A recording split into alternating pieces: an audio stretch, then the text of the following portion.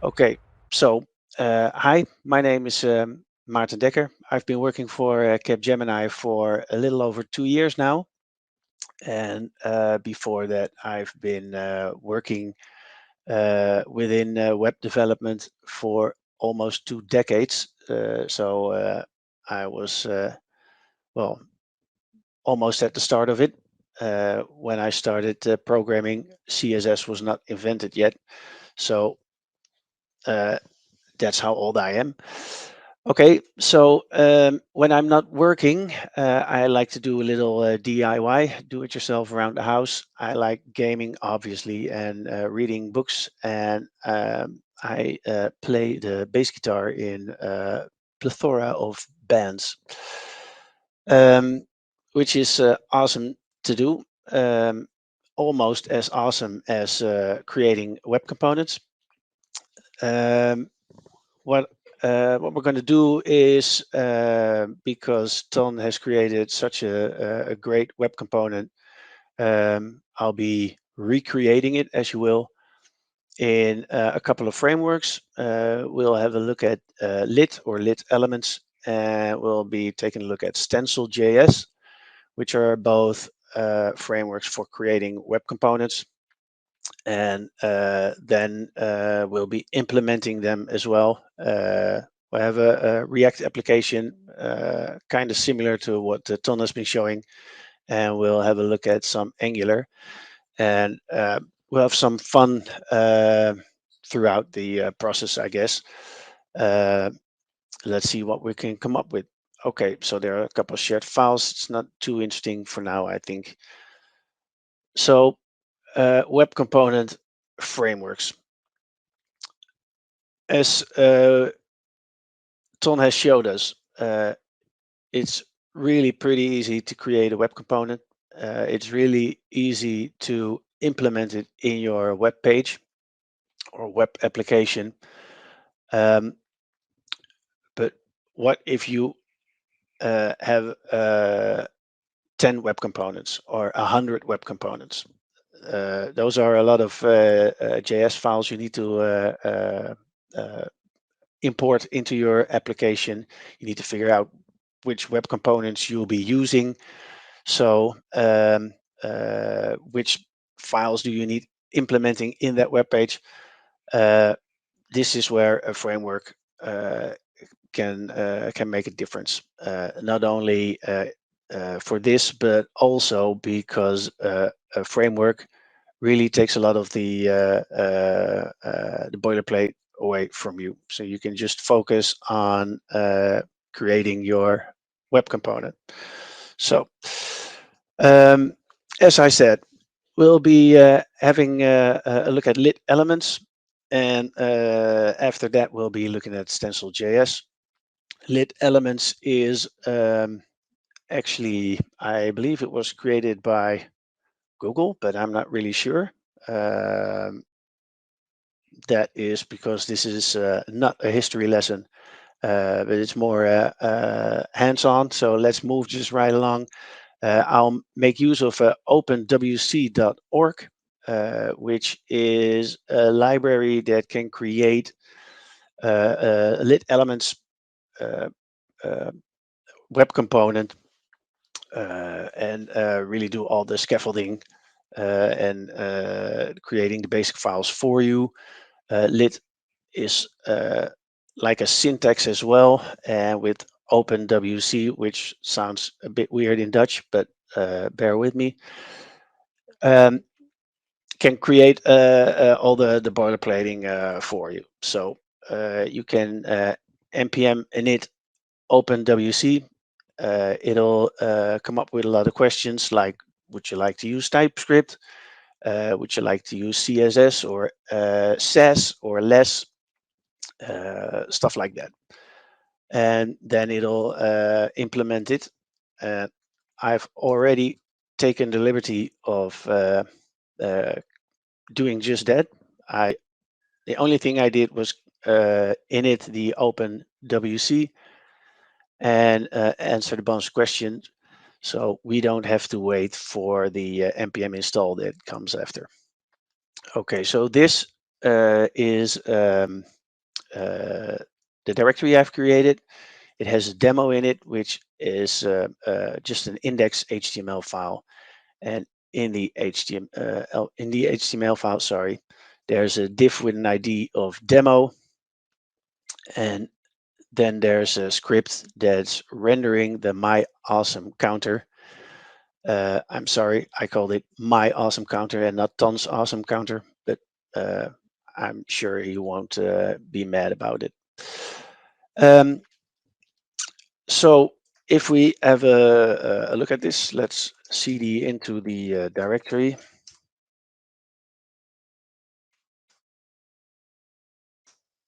And run it.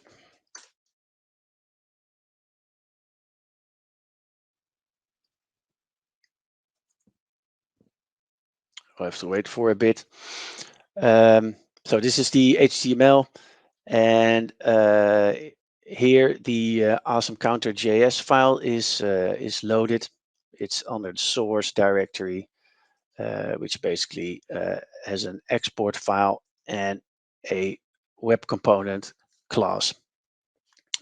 This is called my awesome counter. It has some CSS in here, which is well, a pretty unique syntax for lit.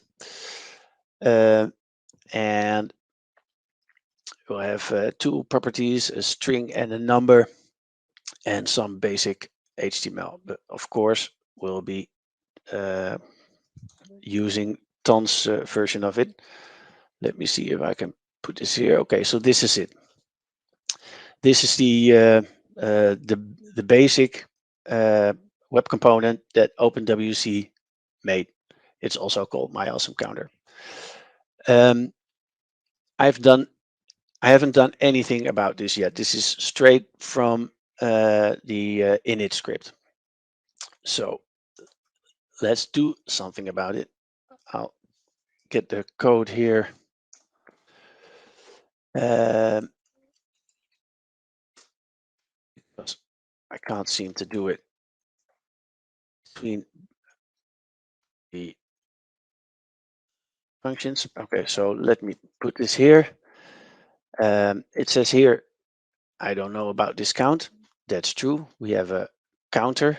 We're not going to be using a counter. We're calling it count. And use this one. Let's get rid of it. We don't need the string. Let's get rid of it. And we also don't need the CSS. We'll create our own. So let's get rid of this. I'm going to save it so prettier makes it easier to read. Okay, so we have the CSS. I copied this, by the way, from Ton's web element. It's in GitHub, so I took the liberty of stealing this. Of course, I'm going to need these methods here, or functions, as I call them. Okay, so basically what this does, this is the syntax of lit elements. It says here, on click, we perform the on decrease method, and on click on the increase button, we do the on increase, which basically just increases and decreases the count. The count is a property that we have here. It's a number, and it's displayed right here. So let's see what that does. Well, what do you know? It's here and it's working. That was pretty quick. All we did was add some CSS. Uh, we put in the buttons and the span, and we added a few methods, and we have the exact same web component that Ton has made. This is pretty awesome. Lit elements is awesome. Stencil is awesome as well. So let's have a look at that. And when we're using Stencil, we'll be diving a little bit deeper.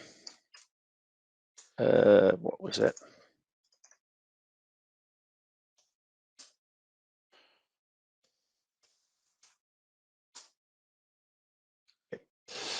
So let me get back to the presentation for a bit. Stencil Js. The only code you need to start using Stencil is npm init stencil. Same as OpenWC, you're going to get a bunch of questions. Would you like TypeScript or JavaScript? Would you like testing with it? Stuff like that. And all you have to do is yes, no, yes, linting, yes, please, ESLint. And then it'll set up some stuff for you. So let's have a look. This is what it built. We have a source here. It has a components directory. Let me stretch this. Stencil already figures you're going to be wanting more than one component. So let's put them all in the components folder. And because I initted the basic stuff, really, it just created a my component. In Stencil, the CSS and the TSX TypeScript, it's like JSX. It's a bit of a React kind of coding. It uses JSX. That's why the extension isn't TS but TSX. But it's putting all this in a separate file. So if we have a look at this one, then it says, hello world, I'm Stencil, don't call me a framework. JS, I'm sorry, I just did. I won't ever do it again. Okay. So Stencil's not a framework. Okay. Let's make this into the same web component that we've just seen. So in the CSS file, which now has some stuff in it, we just put the same CSS as we put in the lit element before. We have a couple of properties here. We don't need any of them, but we'll rename this to count and we'll make it a number. And we can default it. Why not default it to 9? So we can see how that's working. Okay.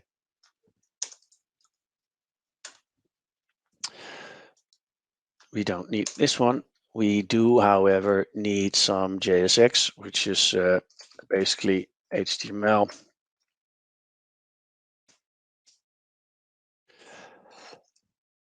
Stencil HTML, this is the one. Okay, so this is the same HTML that we used for the other component, only the syntax is a bit different. And well, basically it looks like JSX, it looks like a React. And it almost is. So we need to get the function in here as well. Let's save that and reformat. This is looking good. It says here we have a problem. Yeah, we don't need this. Default, you get a utils folder with some utils. This is how to format the name, the first or the middle and the last, and concatenates it. I guess you would call it, but we don't need it for our little counter here. Let's have a look. Yay, it's working. There's something weird here though, because one of the buttons is supposed to be red. Why is that not the case? Decrease ID.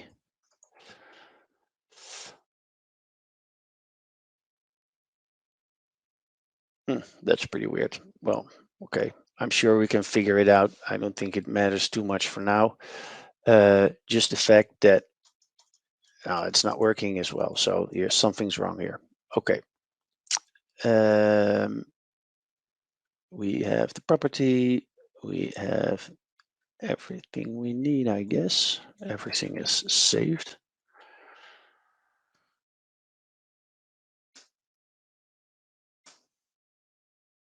And as with the presentation of Ton earlier, if something is not working, just stop it and start it again. What do you know? It's working. And this is working as well. Okay, weird. I don't know what that was. So I want to show you some cool stuff. So this is the my component. It's not called my awesome counter here. It's called my component. We can change that if we want. Um, Here is the tag name, and here I can call it my awesome counter. And then in the index.html, all these properties we don't need, get rid of them. And then call them my awesome counter.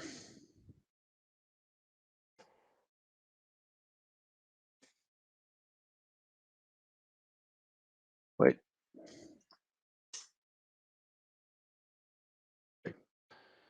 Still working. And now it's called my awesome counter. Just because we told the component that its tag name will be my awesome counter. That's pretty interesting, right? Okay, so we defaulted to 9, the count here. It's displayed same as the other ones in a span with an ID of count, and it defaults to 9. When we click the button, it increases or decreases, but it says here it's a property, which means that we can provide it here. Wait, so now we say we want a my awesome counter, but the count is 3. And there it is. It's 3 out of the box. It says here count is 3. And if we open it up, we have the shadow root with all of the interesting stuff inside it that we've seen in Ton's example as well. So what happens if I click this button? It says here that it's 5 in the shadow root. And when we get here to the span with the ID of count, it says 5. Yes, it's 5. It's supposed to be 5. Why does it say it's 3 here? It's not 3. That is because it's not reflected. We just use it as an input and it's never outputted again. So if we go back to the component and say here, this property here that we have, we want to reflect it. That means that it's reflected here as well. If all's well, and it's not. Okay, it is. I had to refresh for a bit. So this can be very interesting. As Wishi just asked, how about data transferring between different web components? You can't really, uh, because everything is encapsulated within the shadow DOM. Every component has its own unique space where stuff exists. However, you can use this count here to get it, basically. So if we copy the JS path and go to the console and paste it, this is the component that we do. If we want to output count, it says here it's 6. Change it a bit, and it's 3. So this basically is the same as, for instance, get attribute. Whoa. Count. That's also 3, but now it's a string. Because it's an attribute, and attributes are always strings. So because it's reflected, uh, we can just target this variable, or if we don't know what variable it is, we can just have a look at the DOM and say, hey, there's a count of 3. Then we can uh, just target it and have the information that's within the component and use it somewhere outside of the component. It's really useful if you're creating forms, for instance. Okay, so what if you want to interact from outside the component with the component, or the value of the component in this case? Well, we've seen here that there are 2 methods.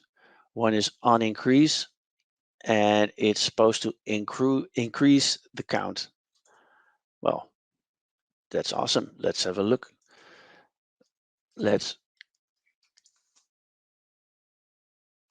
call the counter and then say onIncrease.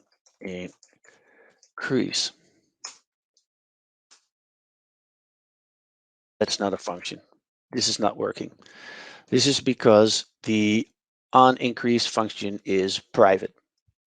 And if you want to create a method, a function or a method that you need to have accessible from outside the component in Stencil, you're going to be using a method property. Let's have a look if I still have this somewhere. So I need to import the method. Oh, there's no quick fix. Of course there is. Yeah. We update the import from Stencil core. So method is imported so we can use it. This is a decorator. And the weird thing about this is that whenever you have a method that's supposed to be available from outside your web component, it's going to be asynchronous. You need to mark it as asynchronous, even though it's pretty easy. This is almost instantaneous. I don't know. That probably a very good reason for it. Uh, I'm not aware of it. Okay, so we have a function invert, and what it does, it takes the count and then multiplies it by -1. And if we save this, go back to our browser, let's clean this up a bit. And we know the onIncrease is not working. Let's have a look at invert. It's not working. I think I need to refresh again. That is working. Okay, it returns a promise. That's fine, but it's inverted the count, and everything else still works the same. So if you need to access a web component from outside of the component, there are, of course, different frameworks. Use different syntaxes for this. This is the way Stencil does it. Stencil, again, it is not a framework. It is not a framework. But if you want to use Stencil, just put method above it, make it asynchronous, and then you can access it from anywhere, which is pretty awesome, I think. Okay, well, I think uh, that shows a little bit more about web components and how easy it is to create a web component within frameworks or not frameworks. Let's see how we can implement this within. I'm going to have to go back to the PowerPoint. Okay. To implement it in frameworks. We've already seen Ton implementing a web component in React and in Vue. I'll show you basically the same thing again, because when you see it again, you actually start learning. And I'm going to show you in a different way. So implementing web components in your application or page. There's, of course, first of all, the basic HTML and JS. Let's go back, which we'll show very briefly. I think we've seen that already. React and Angular. Okay, so if you need to incorporate a web component within an application, you of course need to load the JavaScript and CSS.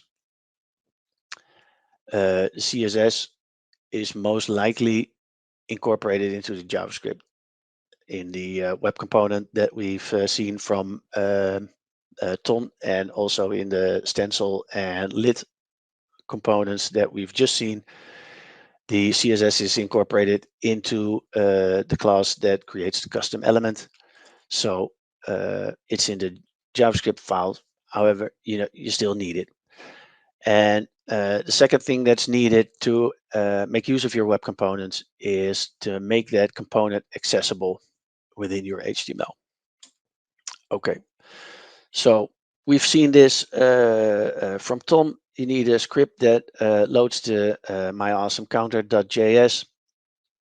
And actually, what didn't happen, but what probably was already in the myawesomecounter.js, is that you need to define the custom element to the window. So the window knows whenever I see a myawesomecounter, this thing here with the dashes in it, HTML tag, custom element, I'm going to be using this class to show it. And once you've done that, you can incorporate the custom element anywhere in your page. So that's pretty awesome. We've seen it. We all know how cool it is. Okay, so if we use the Stencil Js component that we just created with the invert method in it and the reflecting property, obviously you're still going to need the JavaScript and CSS, and you have to make it accessible in your HTML. But again, what if you have 100 components?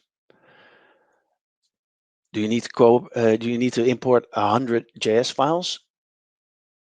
Do you need to figure out which one you use on the page? And if you use 12, you have to get the correct 12 JS files that you need. It's a bit of a bummer. It's not really useful. If you want to change anything in your page, you need a different component. You have to go through all your imports again. Why not make a package of it? This can be a bit frightening at first because you can just create an npm package that is going to be available for anyone. Well, it doesn't have to be npm, can be other repos, but npm is most likely the most simple one. And then you just need to import the modules, or in this case, at the bottom, you can also import the no module, just a basic JS script, and import the entire thing, and that'll work. Okay, so package. Yeah, the BLDWC stencil component that we just created, I've created earlier than today, and I've published it to npm. And you can find it at npmjs.com/package/bldwc stencil, which means that if we have a React application, we can use a create React app. We call it BLD app React, which will give in the beginning exactly the same thing that Ton has showed. And then we can npm install BLDWC stencil and use the entire library. Of course, this entire library consists of one component, but you get the idea. So what do you need to make use of the components in your React application? Well, you need to import the two methods that are supplied by Stencil. They're in the loader subfolder of your package, and they're called apply polyfills and define custom elements. And you can see here how it's implemented. You apply the polyfills, and after they're done, then you define the custom elements to the window. Okay, well, let's have a look at what that's supposed to mean. Let's clear out everything here. Let's stop this one. Yes, please. And go back and up into the app React. And then we do npm run start because I already npm installed it, of course, so you don't have to wait for it. So here we are, the BLD app React. It's created with create React app. And as you can see in the package JSON, we have BLD WC stencil here, version 0.0.7. Nice. Okay, let's see if this has started running. Not yet. Let's have a look at what Ton has already showed. Oh, there we go. It's the exact same create React app that Ton has created uh, before he implemented his web component. And now we'll be implementing the web component not by importing a JS file, but by using the npm package. Okay, so we have a source folder, we have the app.js, and this is the entire page. We see here, I believe this is where Ton incorporated the web component, so let's do that as well.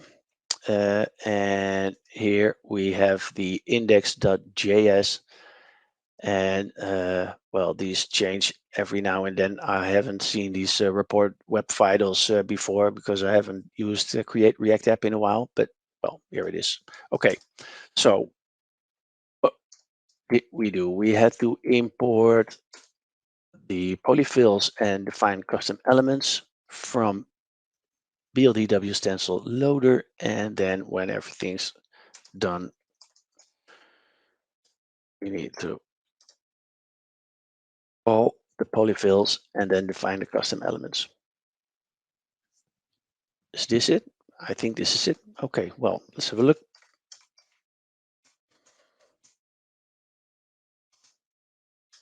Awesome counter. Let me see if I can do this in one go. Yeah, I can. So there it is. So if we ever have a package that has more than one component as we do now, it's the same thing. You just import the stuff from the loader supplied by Stencil, and this is the code that you need to put in somewhere in your code, and you can just use them anywhere, anytime. I think it's truly awesome. And again, this is exactly the same thing that we had before. Let's copy the JS path, go to the console, and see if the invert is working, for instance. And it is. Awesome. So that's really easy. Let's close this one. Let's close this one. And let's have a look at how we can also get this done in Angular. To me, Angular has a bit more steep learning curve than React. I'm not sure how you guys feel, but actually Stencil is a lot like Angular. It's somewhere between React and Angular, somewhere in between. Okay. So basically what I've done here is, well, sort of the same thing, I'm sorry. ng new BLD app Angular, which is going to create a new Angular application. And again, we install the stencil component, and we have to define the custom elements and import them. So this is a bit different. This is a different syntax. It's called different actually. From the Angular core, you need the custom elements schema, and from the BLDWC stencil /loader, you need to define custom elements. And apparently we don't need the apply polyfills because that's what Angular does for you. Well, that's nice. Let's have a look. Close all this. I have here the totally clean Angular application. Let's go into the directory.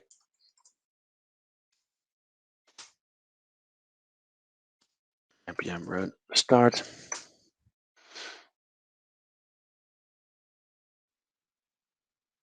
I don't know if any of you have worked with Angular a lot, but if you do this, uh, they have a pretty hefty default page when you start your first application.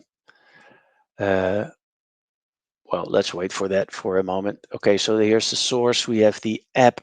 We have some routing stuff. We have an app module, and we have the component. One component. The first component. Angular uses components as well. It's not a web component. It's a component. It's an Angular component. We're not going to be using. Yes, we are, because this is the HTML, which we'll see in a minute. It's a lot. And we're going to be making some changes in the app module.ts. This should all be very familiar if you're used to using Angular. I know Wishy is, so I hope I'm doing everything correctly. Okay, let's open the 4200. Here it is. Look at that. I like the React app. It just gives you a little animation which says, yay, it's working. This is well, a lot of bother actually. Let's get rid of it. So we go into the app component.html. I have a very big type at the moment, so all of you can see. Let's just leave all the styling there. Okay, let's get rid of everything below the resources. Wait, was that below? Yeah, welcome. Okay. Resources. Let's get rid of it. All this footer I don't need. Okay, better. Good. So we want to create the, let me see. This is the content. This is clouds, I think here maybe. Awesome counter. Let's see if I can make it 2 in a row without any mistakes. No, I don't. Oh, well, it's not known. That's true because we haven't imported the right stuff yet. Okay, we need the app module. And in here, we'll be importing the Angular statements. So the custom element schema from Angular and the defined custom elements from the stencil component. And then we define the custom elements to the window. However, we need one more thing here. That is, yep, I think I did this right. We need to tell Angular to use this schema as well. Now, if all goes well, all goes well. Here it is. How awesome is that? And again, same as with the React application. If you have like 100 components, this is all you need to do. You only need to import it once and you can use it anywhere, everywhere, anytime you want. So I think that's pretty nifty. Yes, a web component can be very easily made. It can be, well, it's not very much work, but frameworks or even non-frameworks uh, can have their use as well. So I guess that's my side of the story. So I guess back to you, Wishy. If there isn't too much of a lag in sound, You can have a conversation. It looks normal. Thank you for presenting, and it has been really insightful to see how web components work in different libraries or frameworks. I especially like that you lit up a little bit of our internal debate about which framework or library is better, like React versus Angular. I do have to agree, React has a better starting page, so I give you that. But Angular is still my preference. We have some room for questions, and I noticed that we missed one of the questions. It was actually meant for Tom, but perhaps you can ask this or provide an answer to this question. And this question comes from, I'm sorry if I mispronounce your name, Joel Darrier. He says the following: due to the SEO constraints, would you say that web components would work well on on-premise or private portals? This is a question for me. If you can answer this, of course. Otherwise, we can hand it Yeah. over to Tom. Well, obviously, on-premise or private portals doesn't have to. Well, the CEO is not as much an issue for private portals as for public domain websites. So yeah, I'm currently working for the Dutch police, and obviously we don't have an open source framework like ING does. It's very close to the police. It's internal only at the moment. We might be going external with it, but I'm not sure if I can even say that out loud. So, but if that's the case, then yes, we'll be having discussions about how to best implement it. Because of the SEO constraints for big public websites. Yeah. I'm not sure if that really answers the questions, but I think it's a good story. All right. I think that will answer the question. We can move on to the second question, also from the same user. Do you have to specify an opening and closing tag, or can it be set to be used as a self-closing tag? That's interesting because when Ton was doing his presentation and it wouldn't show, at first I thought because you have to use a closing tag and you can't use self-closing. I always thought that was the case, but Ton has proved that you can use self-closing tags. So maybe that's some new development. I'm not sure. I always used to think you need a closing tag. Otherwise, well, at least if you're going to use slots, which Ton showed the slot for the counter title. If you'll be using slots, obviously you need a closing tag because a slot is anywhere between the opening and the start and the closing tag. But it does appear that you can have a self-closing custom element. And would you like to add something to it? Yeah, no, so I think it's both possible, as Maarten already mentioned. For slots, you always need to have a closing tag because otherwise you don't have anything to put something in between. But it's possible to use self-closing tags. Actually, I do know that with some linting configurations, it's actually not allowed to have self-closing tags. So then probably your editor will give you some sort of violation saying, yeah, you really need to close your HTML tags.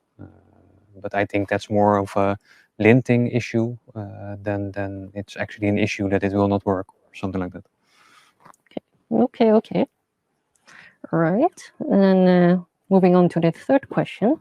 Can the public and private methods have the same name? That's a question directed to Maarten. No. They That's a cannot. short answer. Then a follow-up question: can the public method be called internally? Yeah. Yes. That's yes. You can basically it's like any other class.